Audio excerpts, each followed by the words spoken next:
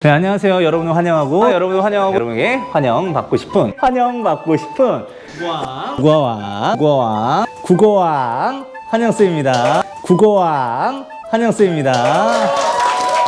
아, 역시. 자, 학습 목표를 한번 적어보도록 하겠습니다.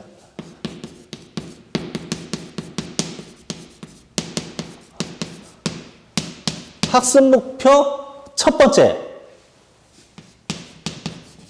정의를 이해한다. 학습 목표 두 번째, 자, 문학의 정의를 파악한다. 자, 이 두 가지가 오늘 수업의 학습 목표예요. 자, 선생님이 문학을 가르쳐 드릴 거예요. 도대체 문학이 무엇인지. 근데 그러기에 앞서 여러분한테 정말 중요한 설명 방법에 대해서 알려드리고자 합니다. 이 방법은 비단 문학만이 아니라 모든 교과목의 내신을 공부할 때 써먹을 수 있는 방법이고요.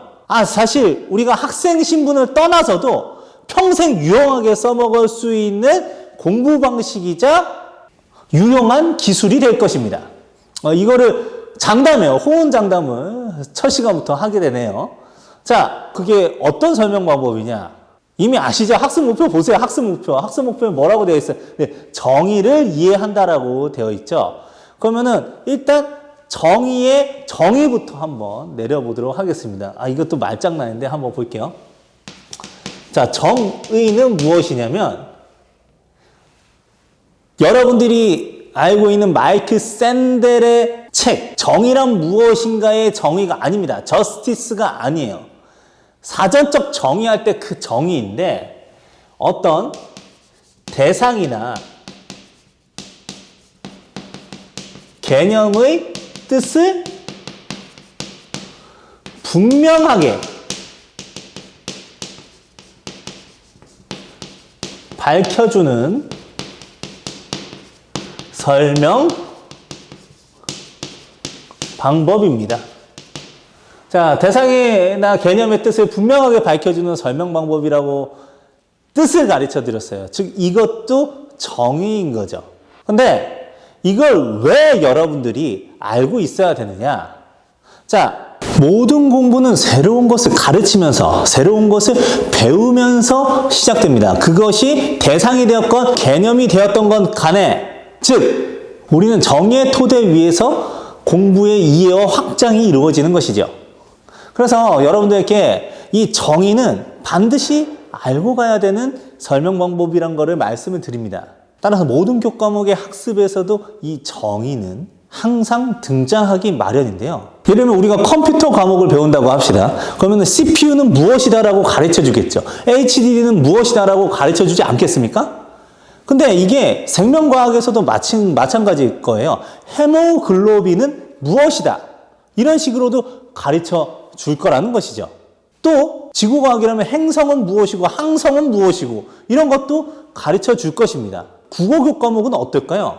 문학은 무엇이다라고 이렇게 가르쳐 주겠죠. 즉, 이러한 새로운 개념의 뜻을 풀이하는 것은 모든 교과목에 등장을 하는 것이기 때문에 이 정의가 어떤 원리로, 즉 어떤 메커니즘으로 이루어져 있는지를 여러분들이 안다고 한다면 보다 좀 더 쉬운 암기를 하실 수가 있다는 겁니다. 암기를 굉장히 부정적으로 보시는 분들도 계신데 암기는 기본적으로 데이터를 저장하는 것을 얘기를 합니다. 데이터가 없이 우리가 어떠한 사고 과정을 할 수가 있겠습니까? 그런데 단순히 무식하게 암기하는 것이 아니고 효율적으로 암기할 수 있는 방법을 여러분들께 지금 가르쳐 드릴 거예요.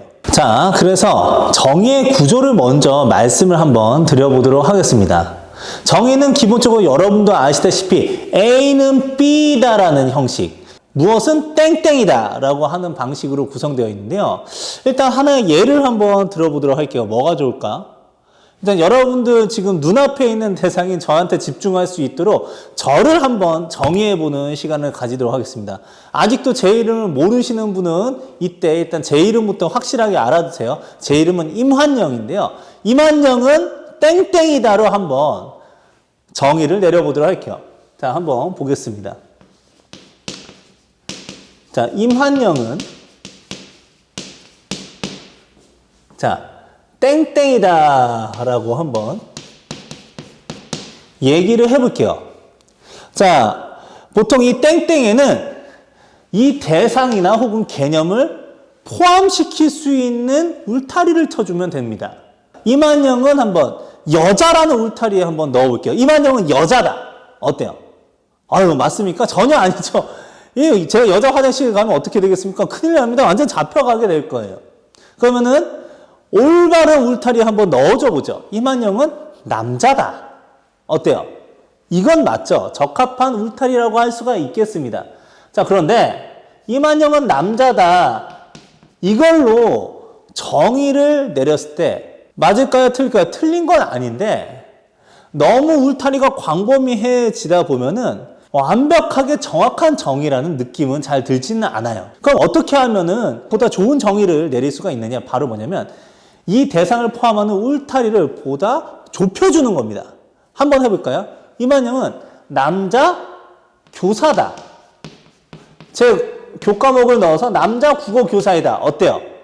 훨씬 더 좀 더 명확해진 느낌이 들죠. 울타리가 좁혀지면 좁혀질수록 구체적이게 됩니다.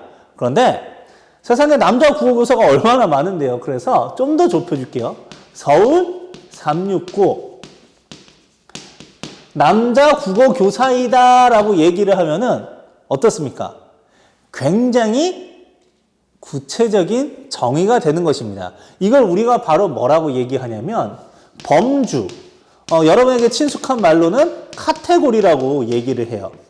일단 정의의 첫 번째 단계는 이 적합한 카테고리를 잡아주고 구체적으로 좁혀준다.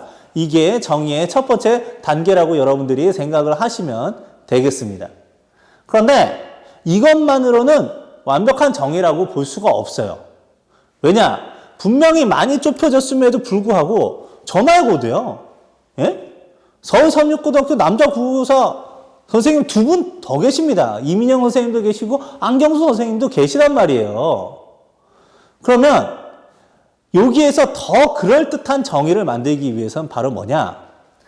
이분들이 가지고 있지 않은 저만의 특성을 여기에다가 첨가를 해주시면 마치 국에다가 조미료를 첨가를 해가지고 감칠맛을 더해주는 것과 같은 완벽한 정의로 재탄생하게 되는 거죠. 예를 들면은 임한영은 저만 하는 특징이 뭐가 있을까요? 예, 우리 서울 삼육고등학교 선생님들 중에서는 제가 알고 있기로는 2분이 유튜브 활동을 하는데 국어교사 중에서는 저만 유튜브 활동을 하거든요. 그러면 충분히 저만의 특징이 될 수 있겠죠? 바로 뭐냐면 임한영은 유튜브 활동을 하는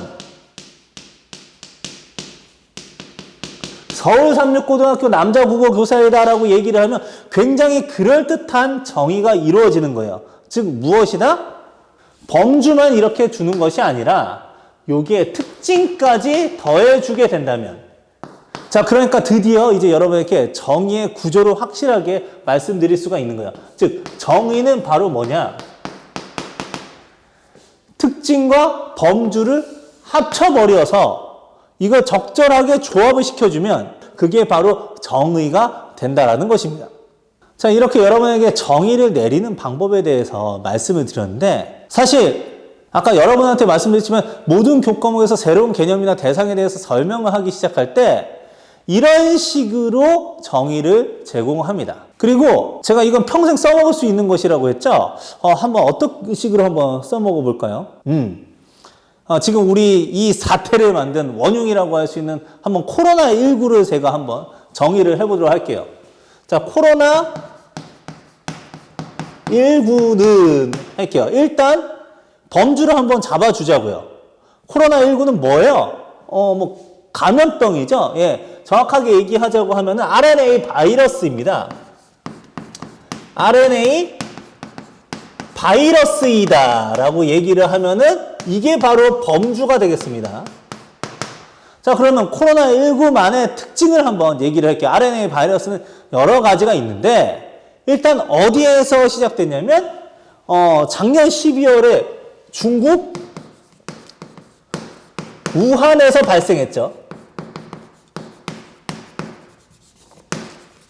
그리고 누구한테 영향을 미치냐면 인간과 인간을 비롯한 동물계에 영향을 미치고요. 자, 그리고 어떤 영향을 미치냐면 호흡계 및 소화계에 광범위한 감염을 일으킵니다. 자, 그러면은 이게 바로 뭐가 될 수 있냐면 이게 바로 특징이 될 수 있는 거예요. 특징 1, 특징 2, 특징 3이 되는 겁니다. 자, 그러면 이걸 선생님이 그대로 한번 읽어보도록 할게요. 코로나19는 중국 우한에서 발생한 인간과 동물계에 영향을 미치고 그들의 호흡계 및 소화기에 광범위한 감염을 일으키는 RNA 바이러스이다. 아, 내가 알고 있는 특징 하나만 더 해줄게. 이걸 왜 코로나라고 하는 줄 아세요? 이게 현미경으로 보면은 왕관 모양의 돌기를 가져요. 근데 이 왕관을 제가 정확하게 모르겠지만 라틴어로 아마 코로나 이렇게 얘기를 할 거예요. 그래가지고 그 어원을 따가지고 이 형태를 특징으로 삼아서 이름까지 명명하게 된 것입니다. 네, 그래서 여러분들 보시면 우리 일상생활에서도 이거는 써먹을 수가 있는 거란 거죠. 정의는 우리 일상생활에서도 계속 우리에게 분명한 정보를 전달하는 방식에서 유용하게 사용되는 설명 방법이라고 여러분한테 말씀을 드리도록 하겠습니다. 그래서 여러분들이 어떻게 외우시면은 이제 좋으냐. 선생님이 이게 정의의 메커니즘, 즉 구조를 알게 되면 우리가 정보를 암기하는데도 좋다라고 말씀을 드렸잖아요. 일단 범주부터 외우세요. 범주부터. 일단 코로나19는 뭐다? RNA 바이러스다. 그런데 특징을 잡는 거야. 어디서 발생한? 중국에서 발생하고 어디에 누구에게 영향을 미쳐? 인간에게, 동물에게 영향을 미치고 그리고 어떤 거에 나쁜 영향을 미치면 호흡계와 소화계에 나쁜 영향을 미치고 그리고 어떤 형태를 가졌다? 어떤 특징의 형태를 가졌다?